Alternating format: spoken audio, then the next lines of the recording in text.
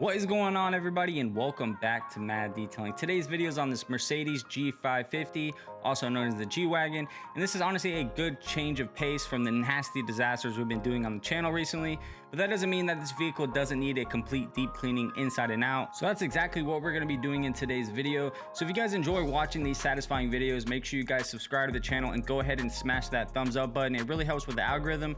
With that being said, we're going to go ahead and roll these before shots and get right into this G-Wagon detail.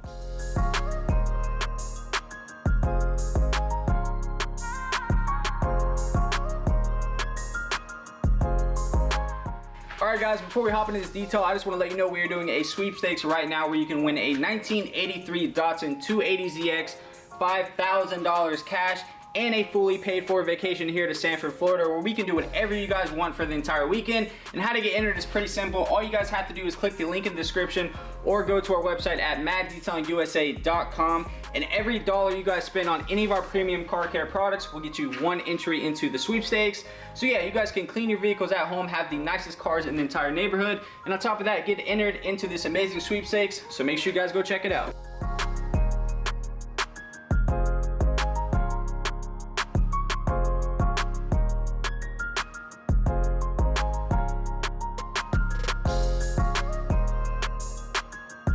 Starting off this detail with cleaning the wheels first, I'm using my Extreme APC on the tires and fender wells, and for the wheels, I'm using my M.A.D detailing iron eraser along with multiple different brushes so I can make sure I get every inch of this wheel and tire 100% clean.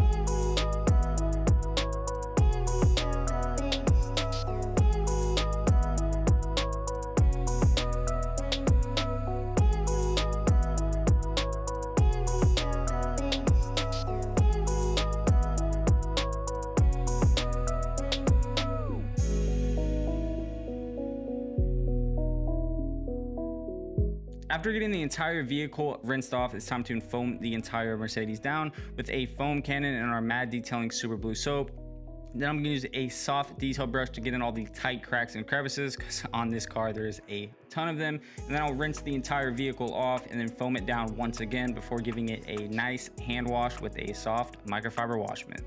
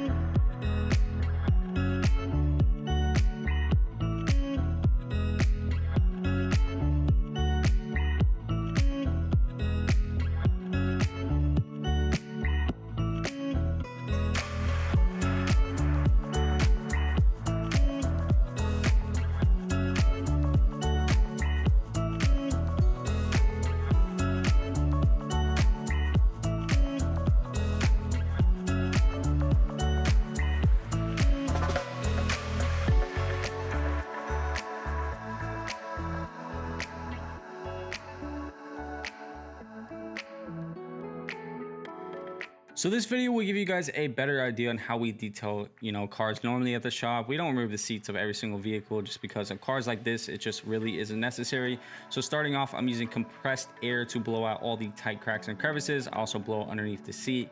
And as you guys know, I use compressed air in every single video. And if you're a detailer or just, a car detailing enthusiast, I highly recommend investing into an air compressor. I cannot express enough how much I use it and how versatile and how much it really helps your details and just getting the car as clean as possible overall. So yeah, if you guys do not own an air compressor, I definitely recommend saving up to get one because it'll save you a lot of time and money.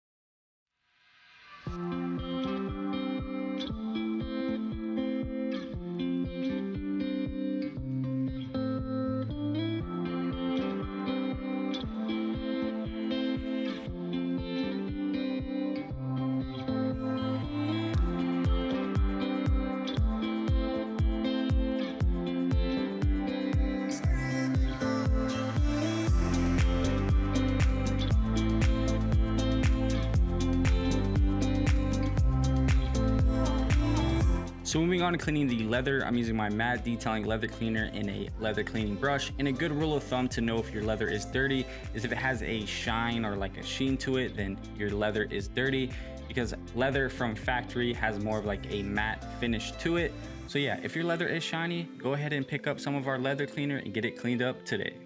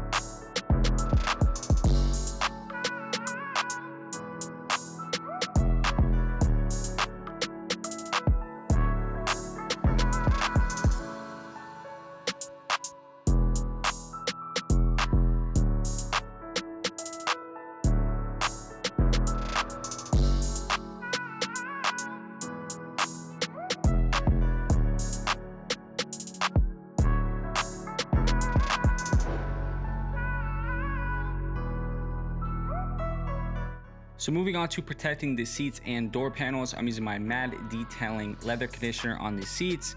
And for the door panels and all the plastics, I'll be using my M.A.D detailing ceramic interior detailer. And honestly, it's a personal preference. You could use the ceramic interior detailer on the seats as well.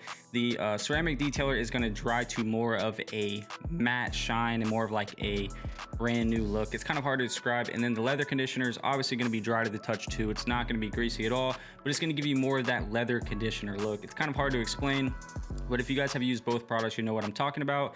So yeah, it's kind of just a personal preference, but the leather conditioner can be used on all leather and plastics, and so is the ceramic interior detailer.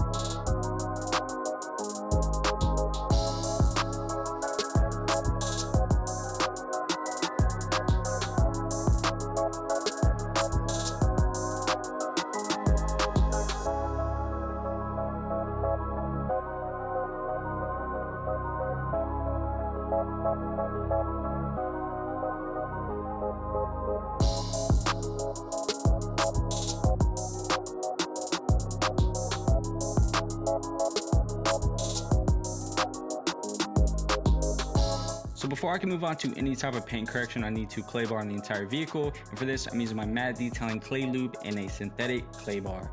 And I get a lot of comments, people asking if clay lube's a waste of money. You could just clay it when you're washing it. I don't know. I just prefer to do it this way. And honestly, our clay lube is extremely dilutable. You can dilute it like so much. Like honestly, it's insane how much you can dilute the product. But yeah, once again, this is more of just like a personal preference. There's not a wrong way or right way to do it. They both work. So it's pretty much just figuring out a system and what works best for you and sticking with that.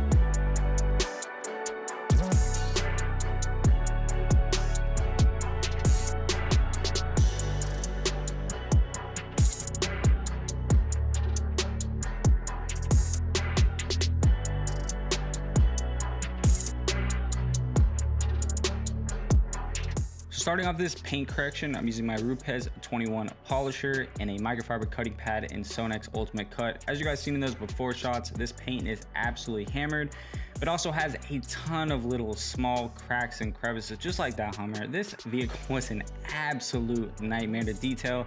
So if you guys are just getting into paint correction, I would steer away from vehicles like this, especially like this and that Hummer H1 that I did, because they were very intricate paint corrections.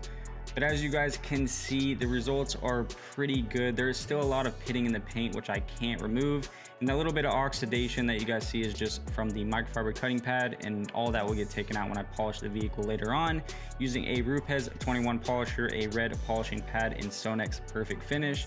And as you guys will see throughout this whole paint correction, I use multiple different buffers, multiple different pads, and a lot of different techniques.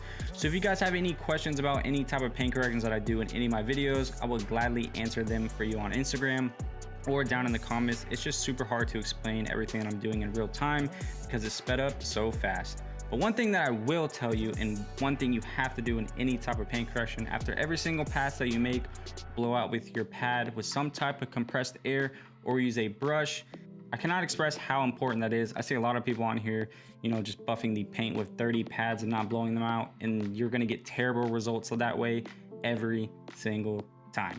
So yeah, make sure when you're doing paint correction, you stick to the basics, and contamination control is a big part of that.